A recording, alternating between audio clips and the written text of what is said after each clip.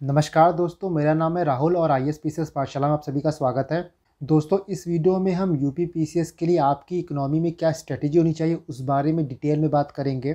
मुझे बहुत से कमेंट आ रहे थे कि सर आप इकोनॉमी को सेपरेटली डिस्कस करें, क्योंकि बहुत से लोग जो हैं जिनका इकोनॉमिक बैकग्राउंड नहीं है उनको टेंशन होती है कि पेपर में कुछ ऐसा ना पूछ ले जो कि हमको ना आता हो। तो हम इस वीडियो में इकोनॉमी के हर एस्पेक्ट को डिटेल वे में डिस्कस करेंगे। साथ ही मैंने UPPCS का प्री 2 बार क्वालिफाई किया और मुझे ऑलमोस्ट 140 प्लस मार्क्स आए हैं। तो मैं काफ़ी अच्छे से जानता हूँ UPPCS के नेचर को कि UPPCS में क्वेश्चन कहाँ से और कैसे पूछे जाते हैं। और इकोनॉमी एक ऐसा सेक्शन है जो कि बहुत ही लोगों को परेशान करता है, बट उतना टफ होता नहीं है। अगर से आप लिमिटेड रिसोर्सेज और सही रिसोर्स पढ़ेंगे तो इकोनॉमी के मैक्सिमम क्वेश्चन को आप आराम से डील कर लेंगे। तो हम इस वीडियो में यही बात करेंगे कि आपकी रिसोर्सेज क्या होनी चाहिए, आपकी स्ट्रेटेजी क्या होनी चाहिए, और साथ ही मैं आपको 7 से 8 इंपॉर्टेंट एरिया बताऊंगा जिससे 95% क्वेश्चन आते हैं हर साल।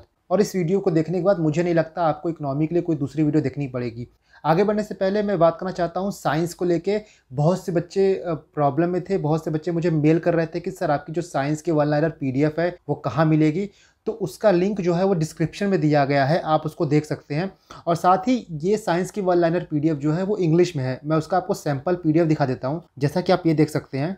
तो ये साइंस की 1 लाइनर की PDF है। इसमें आपको क्या मिलेगा, जो आपकी घटना चक्र है, तो घटना चक्र में देखेंगे तो बहुत ही बल्कि बुक हो जाती है और लास्ट मिनट में वो रिवीजन नहीं हो पाती है। नेक्स्ट टू इम्पॉसिबल रिवीजन करना। तो इस 103 पेज की PDF में आपको घटना चक्र के MCQs के सारे एक्सप्लेनेशन मिलेंगे। साथ ही उस MCQ के अलावा जो भी एक्स्ट्रा इन्फॉर्मेशन घटना चक्र में दी गई है उसको इस PDF में कंपाइल किया गया है। तो ये रिवीजन के लिए बहुत ही बेस्ट रहेगी, क्योंकि आप 600 प्लस पेज का घटना चक्र लास्ट मोमेंट में रिवीजन नहीं कर पाते हैं। तो अगर से आप अपना नोट्स बना ले तो बेस्ट है, अगर से नहीं बना सके तो आप इस नोट्स को भी रेफर कर सकते हैं। तो चलिए आगे बढ़ते हैं। जो लोग इस वीडियो में नए हैं वो मेरे बारे में कुछ जानकारी देख सकते हैं।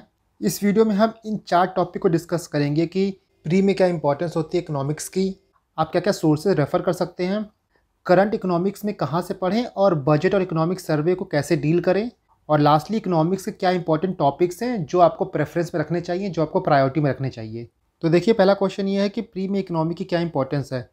तो अगर से आप देखें तो ऑन एवरेज आपको इकोनॉमिक्स में 8 से 10 क्वेश्चन मिल जाते हैं हर साल। इन 8 से 10 क्वेश्चन में आपका जो इकोनॉमी रहता है वो 2 पार्ट में डिवाइड रहता है। एक रहता है आपका ट्रेडिशनल इकोनॉमी और एक रहता है आपका करंट इकोनॉमी। ठीक है, तो ट्रेडिशनल इकोनॉमी में वो क्वेश्चन आते हैं जो कि स्टैटिक नेचर के होते हैं, जो कि चेंज नहीं होते हैं। और आपका करंट इकोनॉमी में जैसे इकोनॉमिक सर्वे से क्वेश्चन, या फिर बजट से क्वेश्चन, या फिर और भी कोई करंट में इकोनॉमी में चीज़ें चल रही हैं, चाहे इंडिसेस हो गए, चाहे रैंकिंग हो गई, वो पूछ लेते हैं। तो ये ब्रेकेज रहता है आपका इकोनॉमी के सेक्शन का 8 से 10 क्वेश्चन। तो ये देख सकते हैं बहुत ही भारी सेक्शन नहीं हुआ कि आपको टेंशन लेने की ज़रूरत है, और थोड़ी पढ़ाई में आप आराम से 10 क्वेश्चन में से 7 से 8 क्वेश्चन ईजिली कवर कर लेंगे। इसके बाद हमारा सेकंड टॉपिक है कि क्या क्या सोर्सेज हैं। तो देखिए, बहुत ज़्यादा सोर्सेज रेफर करने की ज़रूरत नहीं है। जो आपकी करंट इकोनॉमी है, देखिए जैसे यहाँ पे 2 पार्ट हुआ, एक ट्रेडिशनल इकोनॉमी का और एक करंट इकोनॉमी का।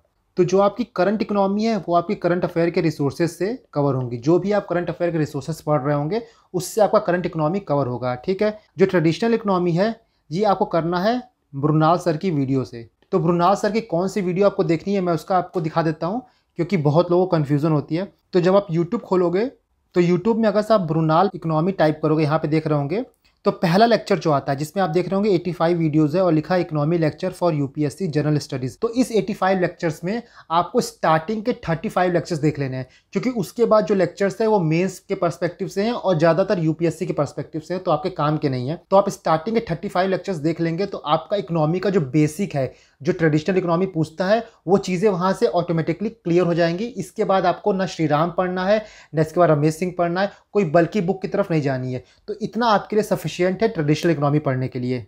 और यहाँ इन दोनों सोर्सेस के साथ आपका एक सोर्स जो हमेशा कांस्टेंट रहेगा वो है प्रीवियस ईयर क्वेश्चंस।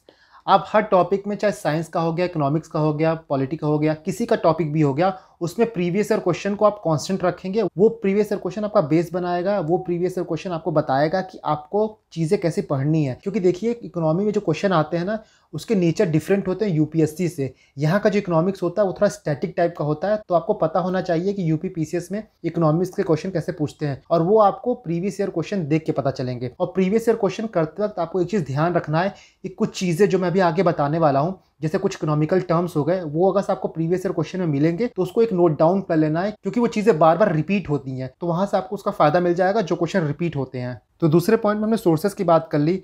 जो करंट का सोर्स है वो हम तीसरे पॉइंट में बात करेंगे कि करंट फॉर इकोनॉमिक्स और बजट और इकोनॉमिक सर्वे कैसे पढ़े। तो देखिए, आप जो भी करंट की रिसोर्स पढ़ेंगे, चाहे आप दृष्टि का पढ़ रहे हो या फिर घटनासार या फिर विजन का, जो भी आप पढ़ रहे हो, उसमें आप इकोनॉमिक्स से करंट अफेयर कवर करेंगे। और इकोनॉमिक्स से करंट अफेयर दो पार्ट में आते हैं, एक होता है आपका यूपी का और दूसरा होता है आपका इंडिया का। तो आप यूपी स्पेशल या फिर यूपी स्पेसिफिक जब करंट पढ़ेंगे तो वहां पे आप यूपी के इकोनॉमिक क्वेश्चन डील करेंगे, और जो आप इंडिया का जो या फिर नेशनल करंट पढ़ेंगे तो वहां पे आप नेशनल इकोनॉमी के क्वेश्चन को डील करेंगे। और यूपी के इकोनॉमी के क्वेश्चन को देखोगे आप तो सिर्फ 3 चीजें पूछते हैं वो।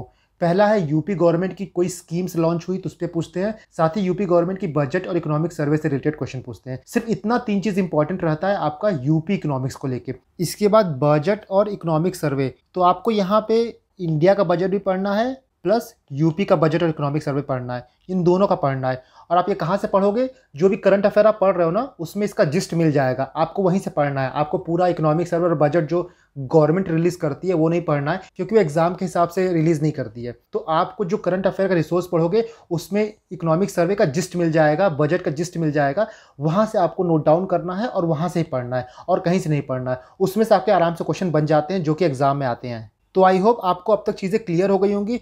और मैं बोलता हूं कि अगर से आप मेरे बताए हुए तरीके से पढ़ोगे तो बहुत ज़्यादा नहीं, सिर्फ और सिर्फ 4 से 5 दिन में आप पूरा इकोनॉमिक्स खत्म कर दोगे और इजीली 10 में से 7 से 8 क्वेश्चन आपके सही हो जाएंगे। तो ये तरीका आप अपनाइए और इसी तरीके से पढ़िए, क्योंकि इकोनॉमी के 10 क्वेश्चन आते हैं और इसमें आपको महीना भर नहीं देना है। तो 4 से 5 दिन में आप इजीली इकोनॉमिक्स को खत्म कर दोगे। और हमारा लास्ट पॉइंट है कि important topics for economics. Economics से रिलेटेड कुछ इंपॉर्टेंट टॉपिक्स हैं जो कि सेलेक्टिव एरिया हैं, एग्जाम में पूछे जाते हैं। मैंने उनको लिस्ट डाउन किया है, आप उन टॉपिक्स को अपने प्रायोरिटी पे रखिएगा इकोनॉमिक्स को पढ़ते वक्त। तो ये आपके 7 इंपॉर्टेंट एरिया हैं। पहला आपका हो गया indices and report. UP PCS में जनरली कोई भी इंडिसेस या रिपोर्ट, फॉर एग्जांपल आपका ईज ऑफ डूइंग बिजनेस का हो गया, या फिर एचडीआई का हो गया, या फिर मल्टी डायमेंशनल पॉवर्टी इंडेक्स हो गया, तो ये कुछ इंडिसेस है। इनका ये पूछेगा कि कौन पब्लिश करता है प्लस इनकी रैंक, ये 2 चीज़ पूछती है। तो आप पढ़ेंगे तो ये 2 चीज़ पढ़ेंगे कि कौन पब्लिश करता है और उनकी रैंक क्या है, इस साल भी रैंक क्या है और इसके पिछले साल भी रैंक क्या है, ये दोनों चीज़ आप पढ़ेंगे। इसका दूसरा इंपॉर्टेंट पॉइंट है इकोनॉमिक टर्म्स एंड कॉन्सेप्ट। कुछ इंपॉर्टेंट टर्म्स होते हैं इकोनॉमिक्स में, जैसे CPI हो गया, WPI हो गया, GDP हो गया, आपका कुछ कॉन्सेप्ट जैसे मार्जिनल मैन हो गया, कल्चर ऑफ पॉवर्टी हो गया। तो यूपी पीसीएस में ये टर्म्स में जनरली क्वेश्चन आते हैं। तो आपको यही चीज़ प्रीवियस ईयर क्वेश्चन से देखना है, जो मैंने कहा था कि PYQ से कुछ चीज़ें आपको निकालनी है। तो ये कुछ टर्म्स निकालने हैं आपको, CPI, WPI, GDP, ये तो आपको ट्रेडिशनल इकोनॉमी में मिल जाएगा जो आपको मृणाल सर पढ़ाएंगे। बट जैसे मार्जिनल मैन हो गया, कल्चर ऑफ पॉवर्टी हो गया, ऐसे कुछ और टर्म्स हैं जो कि पूछे जाते हैं। जैसे कल्चर ऑफ पॉवर्टी जो है वो ऑस्कर लुइस ने दिया था कॉन्सेप्ट को। तो आप प्रीवियस ईयर क्वेश्चन देखेंगे तो उन टर्म्स को आप एक A4 शीट में लिख लीजिएगा, ताकि इससे क्वेश्चन रिपीट हो तो आप इजिली कर लें। इसके बाद आपका तीसरा हो गया नीति आयोग। नीति आयोग से रिलेटेड कोई न्यूज़ आती है, कोई स्कीम रहती है तो वो इंपॉर्टेंट हो जाती है। चौथा हो गया आपका गवर्नमेंट स्कीम। गवर्नमेंट स्कीम आपका दोनों, सेंट्रल गवर्नमेंट का भी, स्टेट गवर्नमेंट का भी। जैसे आप स्टेट गवर्नमेंट का देख सकते हैं, मुख्यमंत्री स्वरोजगार योजना, या फिर सेंट्रल गवर्नमेंट में आत्मनिर्भर भारत हो गया, PM जन आरोग्य योजना हो गया। तो ये सब कुछ इंपॉर्टेंट स्कीम है जो कि एग्जाम के लिए इंपॉर्टेंट हो जाते हैं। साथ ही आपको यहाँ 2 चीज़ देखना है। पहला ये चीज़ कि ये कब रिलीज हुई, इनका डेट देखना है, किस ईयर को ये स्कीम जो है रिलीज हुई थी, और टारगेट क्या है स्कीम के। अगर से बड़ी स्कीम है तो उसको आपको टारगेट भी देखना पड़ेगा कि टारगेट क्या है इस स्कीम का।